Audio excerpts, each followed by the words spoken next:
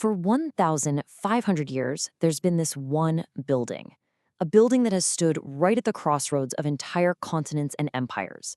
I mean, it's been a church, a mosque, a museum, a structure so revolutionary that people said it had to have been built with the help of angels. So today, we're going to dive into the incredible story of Hagia Sophia, how it literally rose from the ashes of a riot to become an absolute architectural miracle. To really get Hagia Sophia, you have to try and imagine seeing it for the very first time. The historian Procopius, who was actually there, could barely even find the words for it. He called it a spectacle of marvelous beauty, something so overwhelming that if you only heard stories about it, you'd think they were just impossible. It wasn't just big, it was, well, unbelievable. And that feeling, it went way beyond just awe. It was deeply, deeply emotional. The poet Paul the Silentarian said that to enter it was to want to live there forever, that it could literally bring you to tears of joy. And this, right here, is our first big clue. Hagia Sophia was never just a building. No, it was engineered to be a divine experience. But here's the truly incredible part. This monument to peace and divine wisdom, it was born from one of the most violent, most destructive riots in the city's entire history. So how on earth did that much chaos lead to such a masterpiece? Okay, let's set the scene. The year is 532. The city of Constantinople is basically a powder keg. It's sitting on a knife's edge. The emperor, Justinian, he's not very popular. Taxes are sky high and the people are angry. The whole city is just simmering, totally ready to explode. See, in Constantinople, politics and sports were completely tangled together. You had these two main factions, the blues and the greens. Just think of them as these super passionate chariot racing fan clubs that also happen to be really powerful political parties. Now, the emperor usually kept them divided, playing one against the other. But in 532, the unthinkable happened. They united against him. With one single voice, they started chanting Nika, which means conquer. And that protest just exploded into a full-blown rebellion. The mob raged for an entire week, burning huge parts of the city to the ground. And that included the second Hagia Sophia that stood on that very spot. Justinian's entire reign was about to collapse. Justinian was on the verge of running for his life, but his wife, Empress Theodora, she flat out refused to go.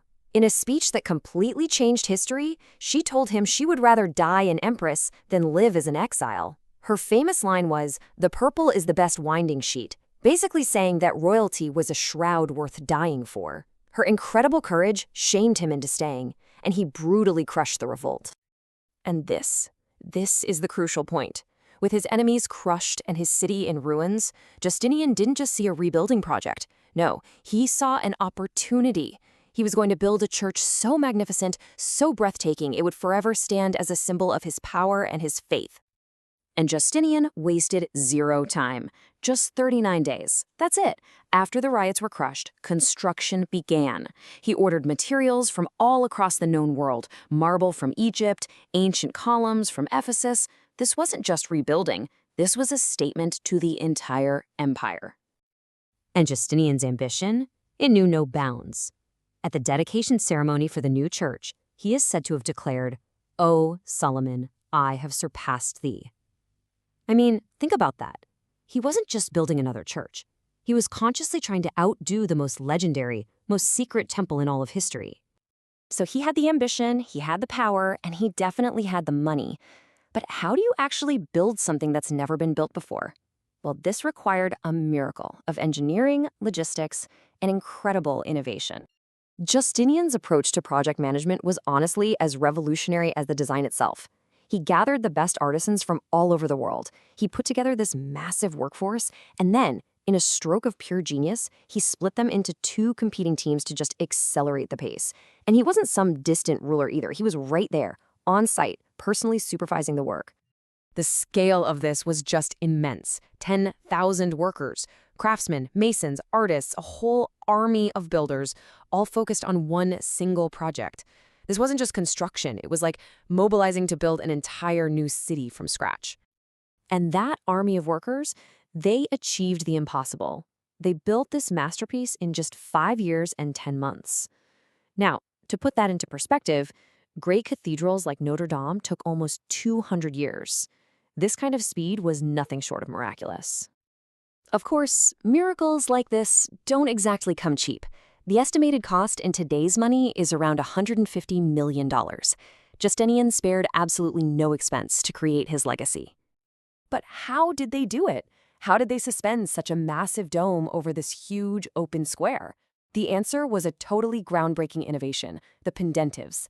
These are curved triangular vaults in the corners that perfectly transfer the immense weight of the circular dome down to 4 massive piers. It was the architectural key that unlocked the whole design. And the effect was just breathtaking. Because the pendentives hide those massive supports, the dome seems to just float weightlessly. Procopius wrote that it looked as if it were suspended from heaven by a golden chain. This created a vast, uninterrupted space just flooded with light, an experience that no one on Earth had ever had before. The construction was so miraculous, so unbelievable, that people believed it had to be divine. Legends started popping up almost immediately.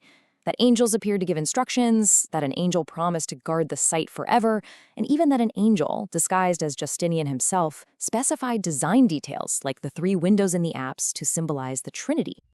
So the church was built. It was a triumph. But its story was far from over. Almost immediately, this masterpiece of engineering would face its absolute greatest test. Can you imagine? After all that work, all that divine inspiration, just 20 years after its grand dedication, a massive earthquake hits Constantinople. And that revolutionary dome, the one that seemed to be suspended from heaven itself, came crashing to the ground. But Justinian would not be denied. The dome was immediately rebuilt, this time by the original architect's nephew, and he learned from the failure, making the new dome higher and steeper to distribute the weight more effectively. So the magnificent dome we see today, it's actually version 2.0, a powerful testament to resilience and adaptation. And that rebuilt dome, it held. For the next 1,000 years, Hagia Sophia was the absolute center of the Byzantine world. It was the place where emperors were crowned, where religious doctrine was hammered out, and where the empire's power and faith were put on dazzling display for the whole world to see. In the end, Hagia Sophia is so much more than stone and mosaic. It's a living record of ambition, disaster, faith, and reinvention. And it leaves us with a really powerful question. When a single building can hold so much of our shared history, what does its survival tell us about the legacies we ourselves hope to build?